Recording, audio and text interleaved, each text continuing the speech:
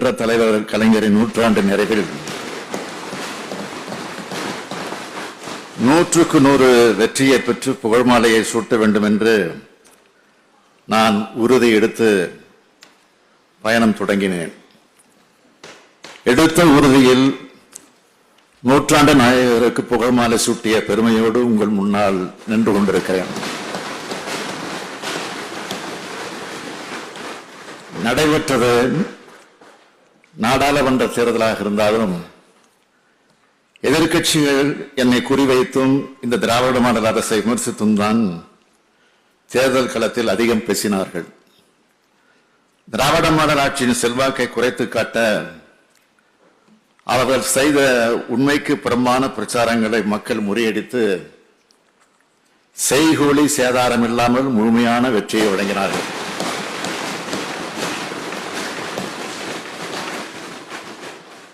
ஆளும் திராவிட முன்னேற்ற கழக அரசின் மீது மக்களுக்கு உள்ள நம்பிக்கையே இந்த தேர்தல் முடிவுகள் காட்டுகின்றன. நான் ஆட்சி பொறுப்பேற்ற காலம் முதல் ஒவ்வொரு நாளும் ஒவ்வொரு மணி நேரமும் நாட்டு மக்களுக்கு நல்ல பல திட்டங்களை தீட்டி வந்துள்ளன என்பதை தமிழ்நாட்டு மக்கள் உணர்ந்த அடையாளம்தான் இந்த 100 விழுக்காடு வெற்றி. சட்டமன்ற தேர்தலில் வாக்களித்த மக்கள் வாக்களிக்காத மக்கள் என்ற பாகுபாடின்றி அனைவருக்கும் கடந்த 3 ஆண்டு காலத்தில் ஏராளமான நன்மைகளை செய்துள்ளோம்.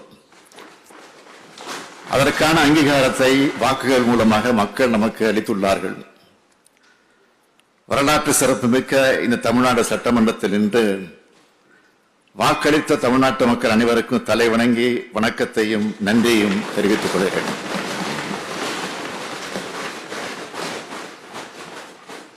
வரும் 2 ஆண்டு காலமும் இதே போன்ற ஈடு இணையற்ற திட்டங்களை தீட்டி தந்து 2026ஆம் ஆண்டு சட்டமன்ற தேர்தலிலும் மகத்தான வெற்றியை நாங்கள் பெறுவோம்.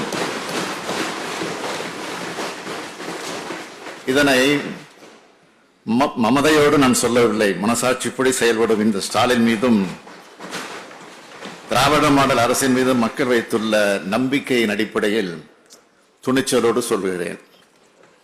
நாடாளுமன்ற தேர்தல் முடிவுகளை சட்டமன்ற தொகுதிகள் வாரியாக ஆய்வு செய்தால் திமுக கூட்டணி 221 தொகுதிகளை கைப்பற்றி வெற்றி பெற்றுள்ளது.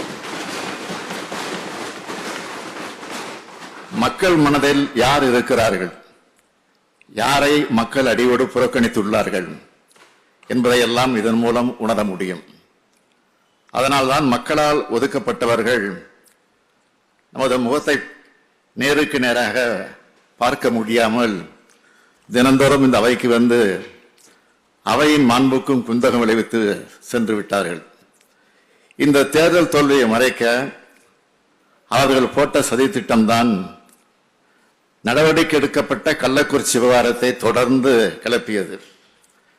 கடந்த 19ஆம் தேதி இந்த சம்பவத்தை நான் கேள்விப்பட்டதும் பாதிக்கப்பட்ட அனைவருக்கும் உரிய சிகிச்சை அளிக்க உத்தரவிட்டேன். அது குறித்து இதே அவையில் 20ஆம் தேதி முழுமையான அறிக்கையை தாக்கல் செய்துள்ளேன். கள்ளக்குறிச்சி சம்பவத்துக்கான உண்மையான காரணத்தை அறிய உயர்நீதிமன்ற ஓய்வு பெற்ற நீதியரசர் கோகுல்தாஸ் அவர்கள் தலைமையில் ஆணையம் அமைத்தேன். சிபிசிஐடி விசாரிக்க உத்தரவிட்டேன். அமைச்சர்கள், உள்துறை செயலாளர், டிஜிபி ஆகியோரை உடனடியாக சம்பவ இடத்திற்கு அனுப்பி வைத்தேன். குற்றவாளிகளில் 20க்கு மேற்பட்டோர் கைது செய்யப்பட்டுள்ளார். குற்றவாளிகள் கைது நடவடிக்கைகள் தீவிரமாக தொடர்கிறது. இறந்தோர் மற்றும் பாதிக்கப்பட்டோர் குடும்பங்களுக்கு இழப்பீடு வழங்கப்பட்டுள்ளது. பெற்றோரை இழந்த பிள்ளைகளின் கல்வி வாழ்க்கை பொறுப்பை அரசு ஏற்றுக்கொண்டிருக்கிறது. சம்பந்தப்பட்ட அதிகாரிகள் மீது பணியிடை நீக்கம் உள்ளிட்ட நடவடிக்கைகள் எடுக்கப்பட்டுள்ளன. இப்படிப்பட்ட நடவடிக்கைகளை 24 மணி நேரத்தில் எடுத்துள்ளோம். இதன் பிறகும் நடவடிக்கை சரியில்லை என்று சொல்வது அவர்கள் நடத்தும் திசை திருப்பல் நாடகம். எதை மறைத்தோம் என்று சிபிஐ விசாரணை கேட்கிறார்கள். சாத்தான்குளம் சம்பவத்தில் 2 பேர் கொல்லப்பட்டதற்கு சிபிஐ விசாரணை கேட்டீர்களே என்று மாண்புமிகு எதிர்க்கட்சி தலைவர் பேட்டியளித்திருக்கிறார். மனித உயிர்கள் இறந்து போனால் 2 பேரா 20 பேரா என்று பார்ப்பதில்லை. ஒரே ஒருவர் இறந்தாலும் அது மாபெரும் இழப்புதான். சாத்தான்குளம் சம்பவத்தை அன்றைய அதிமுக அரசு முழுக்க மறைக்க திரிக்க நினைத்தது. அதனால் அப்பொழுது சிபிஐ விசாரணை கேட்டோம். ஆனால் இன்றைக்கு இந்த அரசு எதையும் மறைக்கவில்லை. குறுகிய காலத்திற்குள் குற்றவாளிகளை கைது செய்து ஒருவர் கூட தப்ப முடியாத என்கிற நிலையை உருவாக்கி இருக்கிறோம்.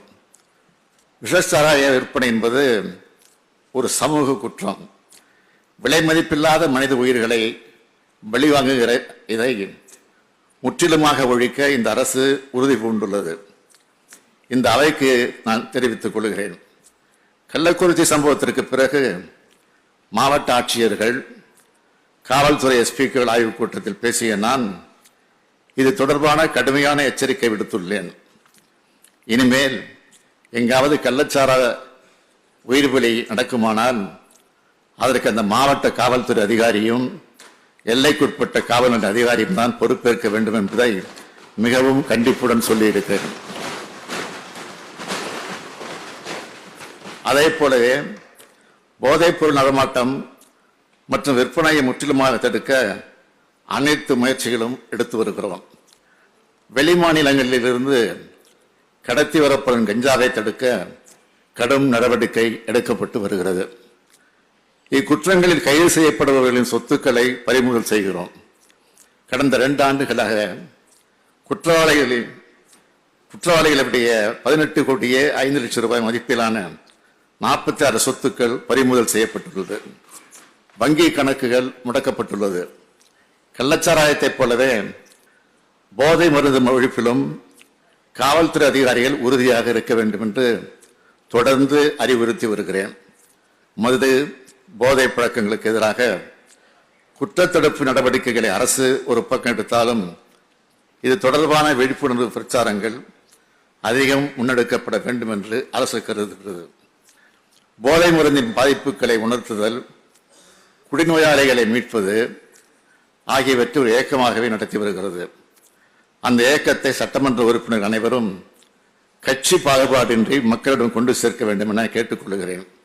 அடுத்து, மிக முக்கியமான வழக்கான கொடநாடு வழக்கு குறித்து இந்த அரசு எடுத்துள்ள நடவடிக்கைகளை இந்த அவைக்கு தெரிவிப்பதை எனது கடமையாக கருதுகிறேன்.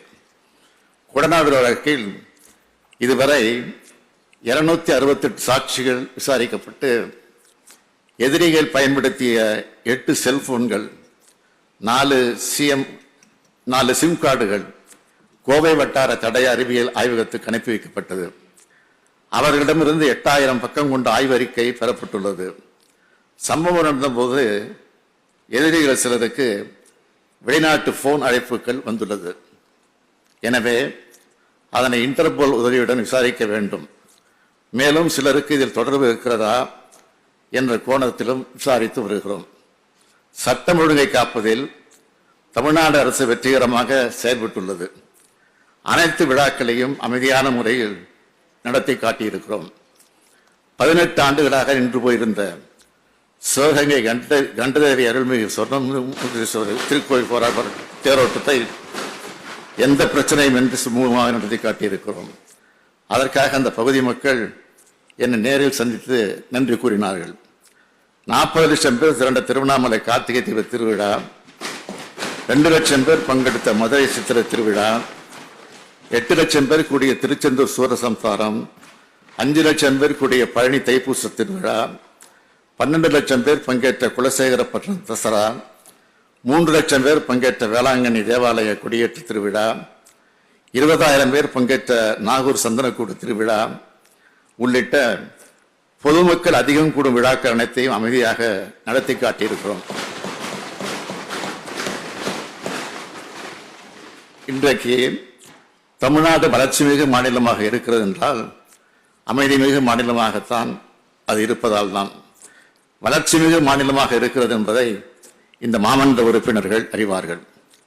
காவல்துறையில் கடந்த 3 ஆண்டு காலத்தில் மொத்தம் 190 அறிவிப்புகள் வெளியிடப்பட்டன.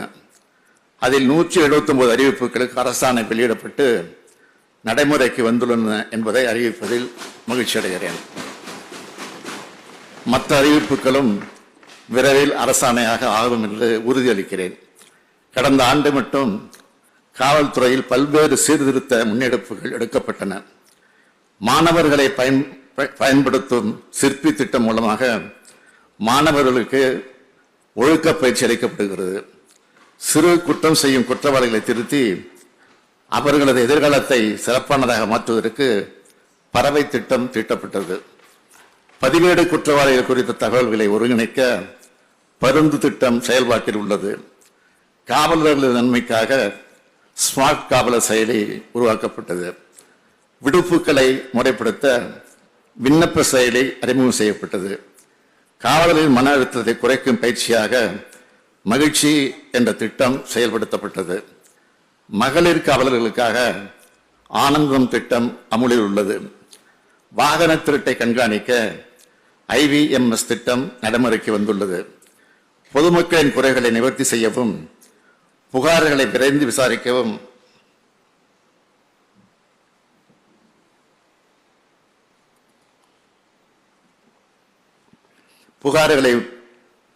விசாரிக்கவும் நீதிமன்ற வழக்குகளை விரைந்து முடிக்கவும் இந்த அரசு பல்வேறு நடவடிக்கைகளை எடுத்து வருகிறது. குற்றங்களை குறைக்கும் துறையாக மட்டுமில்லாமல் குற்றங்களை தடுக்கும் துறையாக செயல்பட வேண்டும் என்று காவல்துறை அதிகாரிகள் மாநாட்டில் ஆலோசனை கூட்டங்களில் தொடர்ந்து வலியுறுத்தி வருகிறேன். குற்றங்களின் எண்ணிக்கையை குறைப்பதல்ல, குற்ற எண்ணத்தை குறைப்பது காவல்துறையின் பணியாக இருக்க வேண்டும் என்றெல்லாம் கட்டளையிட்ட வகையில் சுற்றுச்சூழல் கட்டுக்குள் உள்ளது. வருங்காலங்களில் குற்றங்களை தடுக்க மேலும் நடவடிக்கை கடுமையாக இருக்கும் என்று உறுதியளிக்கிறேன். தமிழ்நாடு இன்று இந்தியாவின் தலைசிறந்த மாநிலமாக உயர்ந்து வருகிறது. தொழில் வளர்ச்சியில், கல்வி வளர்ச்சியில், உட்கட்டமைப்பில், மனித வளர்ச்சி குறியீட்டில் என எந்த வகை எடுத்துக்கொண்டாலும் தமிழ்நாடு உயர்ந்து வருகிறது. அதன் தனித்தன்மையை தனி சிறப்பாக வளர்த்து வருகிறோம். இந்த வளர்ச்சி என்பது என்னால் மட்டும் ஆனதல்ல. என்னை முதலமைச்சராக ஏற்றி வைத்து ஒவ்வொரு துறையையும் தங்களது ஆக்கப்பூர்வமான நடவடிக்கைகளால் வளர்த்து வரும் எனது அருமை அமைச்சரவை சகாக்களால் தான் இந்த வெற்றியையும் புகழையும் பெற்றோம் என்பதை எப்போதும் மறக்காமல் சொல்லி வருகிறேன். அனைத்து அமைச்சர் பெருமக்களுக்கும் எனது மனமார்ந்த நன்றியை தெரிவித்துக் கொள்கிறேன். கூட்டணி கட்சியாக இருந்தாலும் பாராட்ட வேண்டிய நேரத்தில் பாராட்டி, சுட்டிக்காட்ட வேண்டிய நேரத்தில் கனிவோடு சுட்டிக்காட்டும் கூட்டணி கட்சியின் உறுப்பினரது வாதங்களும் பாராட்டுகளும் ஆலோசனைகளும் எங்களுக்கு எப்போதும் ஊக்கமளித்து வந்துள்ளது. நேற்று நடைபெற்ற விவாதத்தின் போது சட்டமன்ற உறுப்பினர்கள் எழுப்பிய கோரிக்கைகளை பொறுத்தவரை திரு பரந்தாமன் அவர்கள் சென்னை மாநகரில் காவலர் குடியிருப்புகளில் பழுதுபார்க்கும் பணிகளை மேற்கொள்ள கோரிக்கை விடுத்தார். ஒவ்வொரு ஆண்டும் காவல்துறையில் சிறப்பு பழுதுபார்க்கும் பணிகளுக்காக வழங்கப்பட்டு வரும் 40 கோடி ரூபாய் இந்த ஆண்டு முதல் 50 கோடி ரூபாயாக உயர்த்தப்பட்டு அப்பணிகள் மேற்கொள்ளப்படும். சட்டமன்ற உறுப்பினர்கள் பேராசிரியர் ஜவஹர்லா அவர்களும் திரு சின்னதுரை அவர்களும் கடந்த காலங்களில் பல்வேறு போராட்டங்களில் கலந்து கொண்ட அரசியல் கட்சியைச் சேர்ந்தவர்கள் மீதும் பொதுமக்கள் மீதும் காவல்துறையால் வழக்குகள் பதிவு செய்யப்பட்டதால் கடவுச்சீட்டு மற்றும் தடையில்லா சான்றிதழ் போன்றவர்களை பெறுவதில் சிரமம் ஏற்படுகிறது என்று தெரிவித்திருந்தார்கள்.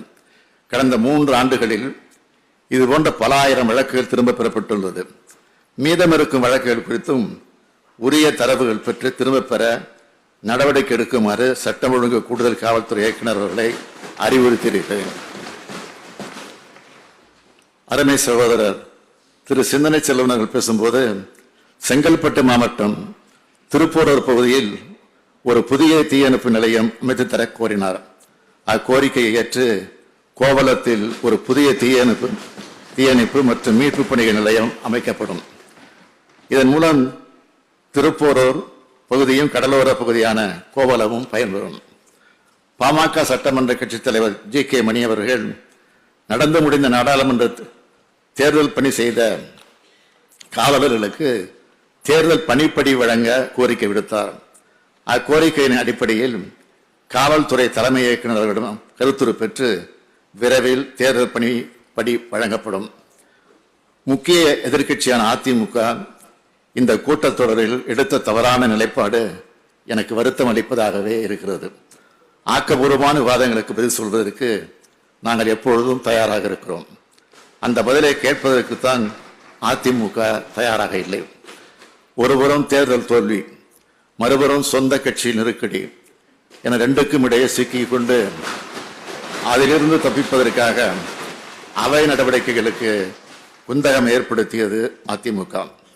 நாம் ஆட்சி பொறுப்பேற்றதிலிருந்து எதிர்க்கட்சியினர் இந்த அவையில் எவ்வளவு நேரம் பேசியுள்ளார்கள் என்பதையும், அதிமுக ஆட்சியில் நாங்கள் எதிர்க்கட்சியாக இருந்தபோது எங்களுக்கு எவ்வளவு நேரம் ஒதுக்கீடு செய்யப்பட்டது என்பதை ஒப்பிட்டு பார்த்தால் ரெண்டு ஆட்சிகளின் ஜனநாயக பண்பும் தெரியும், புரியும்.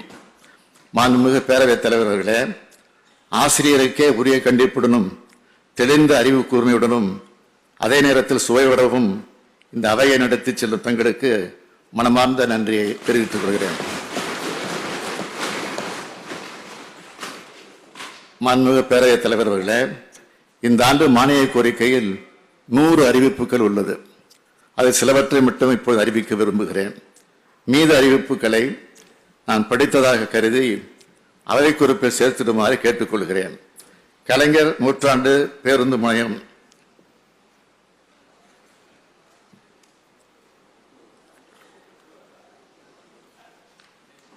கலைஞர் நூற்றாண்டு பேருந்து முனையம்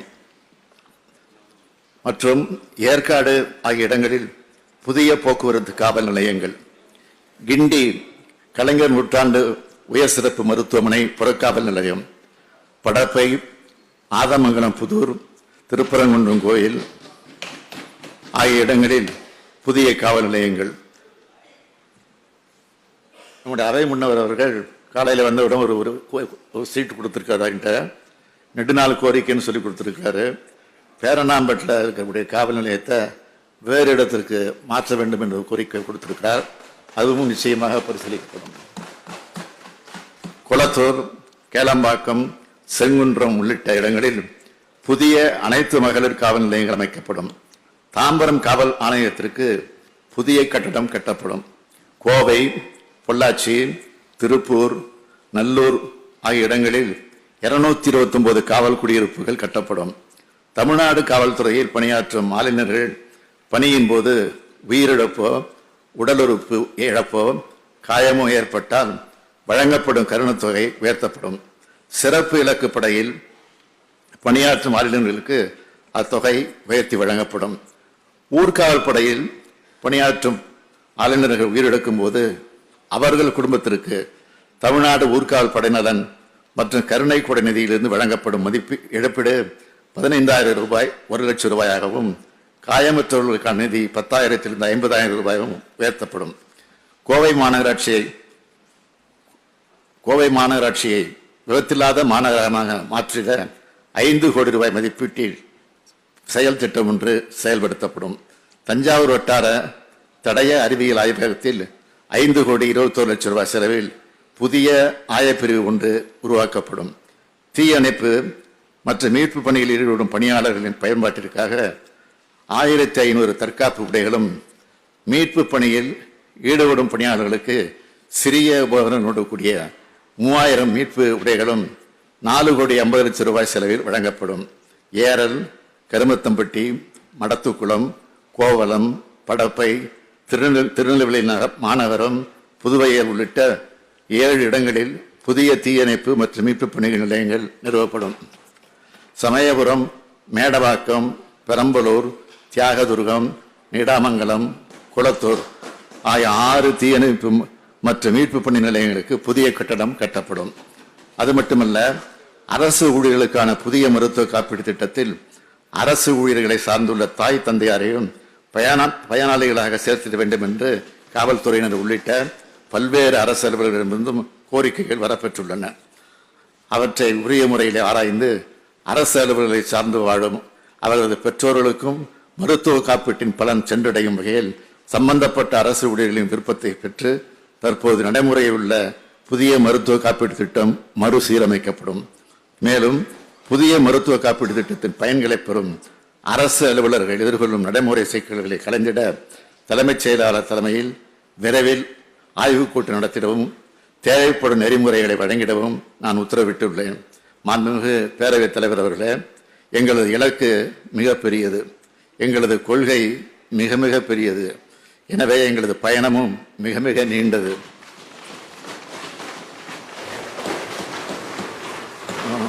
நூற்றாண்டு கால திராவிட இயக்கத்தின் கனவுகளை நிறைவேற்ற வேண்டிய கடமையும் பொறுப்பும் எங்களுக்கு உள்ளது. பகுத்தறிவு புகழவன் தந்தை பெரியாரின் சிந்தனைகளை பேரறிஞர் அண்ணாவின் பாணியிலே தமிழக தலைவர் கலைஞர் அவர்கள் செயல்வேகத்தோடு கொண்டு செலுத்தி வருகிறேன். எங்களது இலக்கில் நாங்கள் வெல்வோம், வென்று கொண்டே இருப்போம் என்று கூறி என் உரையை நிறைவு செய்கிறேன். மாண்புமிகு பேரவைத் தலைவர் அவர்களே, மாண்புமிகு உறுப்பினரால் வழங்கப்பட்டிருக்கக்கூடிய கோரிக்கை எண் 22 காவல் பற்றிய மானிய கோரிக்கை மீதான வெட்டு தீர்மானங்களையும், கோரிக்கை எண் 23 தீயணைப்பு மற்றும் மீட்பு பணிகள் குறித்த வெட்டு தீர்மானங்களையும் நான் படித்து பார்த்தேன். அவை விதிகளுக்கு உட்பட்டு இருக்கும் பட்சத்தில் நிச்சயமாக உறுதியாக நிதி நிலைமைக்கு ஏற்றபடியே அதை நிறைவேற்ற இந்த அரசு உறுதியாக பரிசீலிக்கும். எனவே நான் ஏற்கனவே கூறியது போல மக்களை காக்கும் பணியில் காவல்துறை மற்றும் தீயணைப்பு துறைகளின் தேவைகளை, கோரிக்கைகளை இந்த அரசு உறுதியாக உரிய முறையில் நிறைவேற்றித் தரும்.